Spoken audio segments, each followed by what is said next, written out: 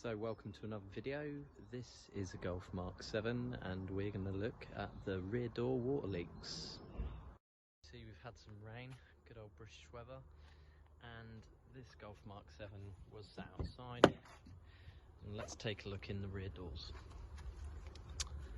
So as you can see, just as they all seem to do now, I mean, they're a 10-year-old car, I suppose this is to be expected, but if you're experiencing this after a rainstorm, you will have leaky doors.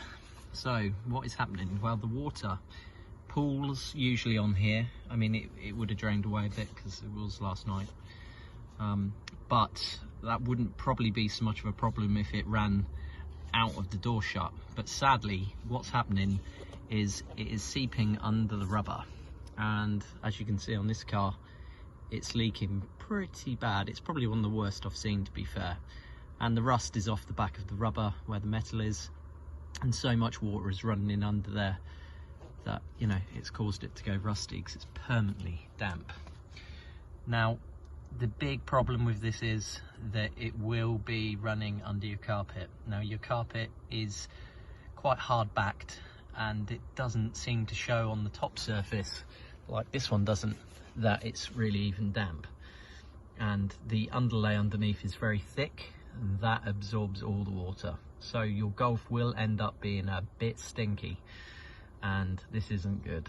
So really the point of this video is just to show you what's happening, try and show you the quick way to see if water is under your carpet and show you where it's coming from. I'll do another video to show you about taking the speaker out and how you can repair it, although that is pretty simple. First things first, removing the back seat. Now, I've removed most of the Isofix clips already. I've left one just to show you. You'll see inside of it the metal running across, and it basically just clips down against that. So if you grab hold of the bottom of it, push it up slightly, and then it should just come free like so. Now, with that out, the back seat is ready to be removed, and literally all you need to do is give the front half a good pull. So that's that side, step through, and that's it. Now that is the back seat free. We can just pull it forwards, it'll come out like that. Again, same that side. So you can remove the seat out of the way.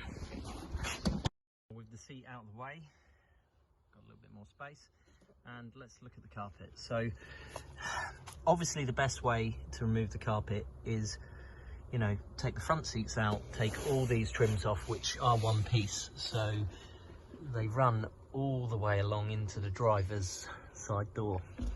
Now, I've done this on my wife's Golf, I've done this on my Golf, so don't think it's too brutalist. The carpet comes up if you give it a little pull out, and as much as it may crease it a little bit when you've got it wedged up, it does go back and the creases soon disappear.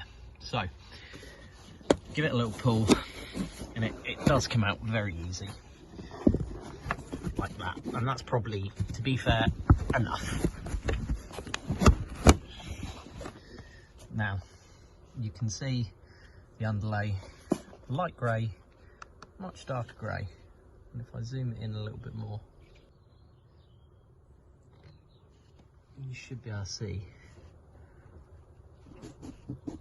all the water, and that is what's happening in your Golf, and that is why it smells. So many people will be driving around in their Golf Mark 7 currently with a stinky smell, or when it rains the windows will mist up. Here is your problem. Now, I would like to hit on, my other video does explain about the boot. Now that does fill up with water as well, and as you can see in this car, the boot doesn't fill up with water. The telltale sign is there's no residue here, and the bottom of the seat, look for the wire being rusted. Now, if when you pull your seat out it's damp up here as well, you've got a boot leak. And don't get me wrong, I'm sure your doors will be leaking as well, but that means the water will be travelling from the boot. When you brake, it comes over through here, goes under the carpet just the same, and wets your underlay. and that is why there's such a big problem on the Mark 7 Golf, because you've got two ways the water can get in, and I think many garages are struggling to find which is leaking or saying it's fixed, and then people complain of still having water ingress. So for me, this is the easiest way to fix this. Now, your rear door speaker will be leaking water. They have a foam seal, and after 10 years of rain and weather, they just wear out. And if we look underneath this door, you can see there's just drips of water, and that'll all be coming from the speaker.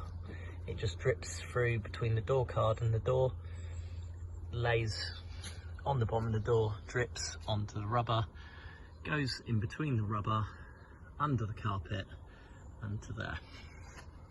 So this is what you need to get fixed. Get your door off, take the speaker out, and I silicone sealed mine about 1.5 years ago. It's been absolutely fine. I will say the next little step which you may need to do is drying this out. Now, if you don't want to remove your seats, and if you still need to use your car, you can do what I did, and again, it will crease the carpet slightly, but it's only temporary. Once it's been back, it will be fine. Now, what I did was I pulled the carpet out both sides and I wedged it up using bits of wood, holding it away from the floor and away from here, and I also put some bits of wood underneath. Now, that will let the carpet, most importantly, air. You will need to wet vac most of the water out first and give it a good wipe out, because it will take a long time to dry if you don't do that. So dry the underlay as much as possible, dry the metal underneath, then you can leave the carpet wedged up, and this will air it out. The smell, once it's, you know, dried, goes. And I drove my car around for about a week, and same with my wife's, about a week or so. You can fix a back seating if needed, and if you have any passengers, as bad as it will look when they get in your car, they can just about dangle their feet down there. But yeah, the big thing to remember is getting it dried out, and, you know, get the carpet back once it's dried. Otherwise the dampness will just stay there. So I hope this video has been helpful for you and explained a little bit towards it. As I say, be sure to see my other video about removing the rear bungs, as water will fill up in the boot and come over and you'll get the same problem, and it's not nice. It's not nice having smelly cars. So hopefully this video has been helpful to you. If it has, please like and subscribe, and you'll see many more videos coming soon. Thank you.